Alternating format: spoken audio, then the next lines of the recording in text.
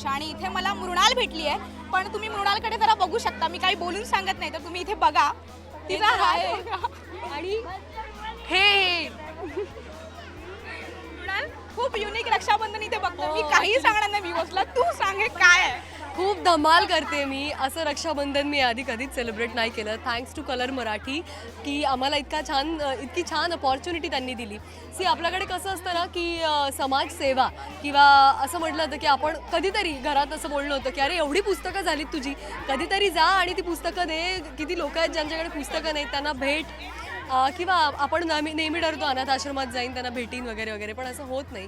पण मला आज खरंच इथे येऊन वाटलं की ही लोकं अनाथ जरी असली तरी मनानं ती अनाथ नाही आहेत. ती खूप छान आहेत, त्यांच्या मनात खूप प्रेम आहे आणि त्यांच्या मनात कुठलाही आडपडदा नाही आहे.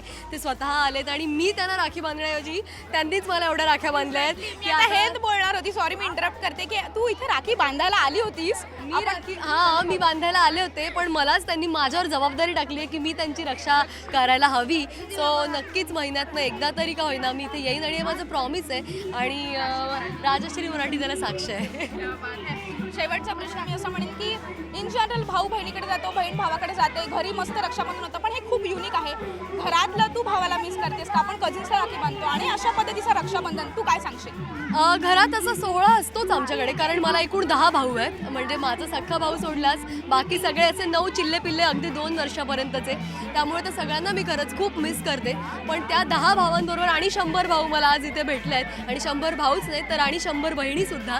सो मला खूप छान वाटतंय आणि बरं वाटतंय की मी आज इथे आले. Thanks once again to Colors Marathi. Rajshri एंटरटेनमेंटच्या सगळ्या प्रेक्षकांना रक्षाबंधनाच्या खूप खूप शुभेच्छा. थँक्यू सो मच म्हणाला. कॅमेरामन फैजानसह शुभांगी साळवे, राजश्री मराठी.